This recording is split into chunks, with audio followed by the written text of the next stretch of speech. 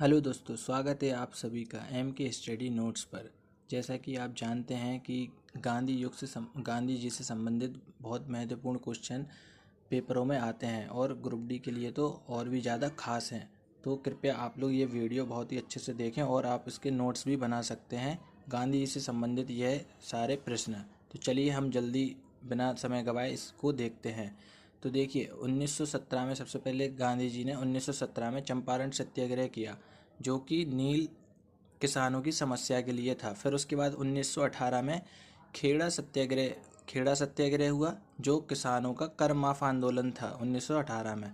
फिर 1918 में एक और हुआ, तो वो था अहमदाबाद मिल मजदूर आंदोलन था। ठीक है, मजदूरों का अधिकार दिलाने के लिए। फिर उसके बाद 1919 में रोलेक्ट एक्ट विरोध अधिनियम आया, जो जलियांवाला बाग हत्याकांड के उसमें था। ठीक है, फिर उसके बाद 1920 में आता है असहयोग आंदोलन होता है, जो खिलाफत के साथ था। ठीक है, असहयोग आंदोलन।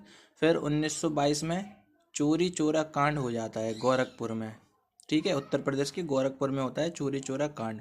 असहयोग आंदोलन को फिर इसके बाद स्थगित कर दिया गया था, समाप्त कर दिया गया था असहयोग आंदोलन को, जो कि 1920 में शुरू हुआ था असहयोग आंदोलन। ठीक है, फिर 1924 में देखिए बेलगांव अधिवेशन होता है, जिसमें गांधी जी कांग्रेस के अध्यक्ष बनते हैं। एकमात्र अधिवेशन था ये जिसमें गांधी जी इसके अध्यक्ष थे। ठीक है, फिर 1927 में साइमन कमीशन का आगमन होता है।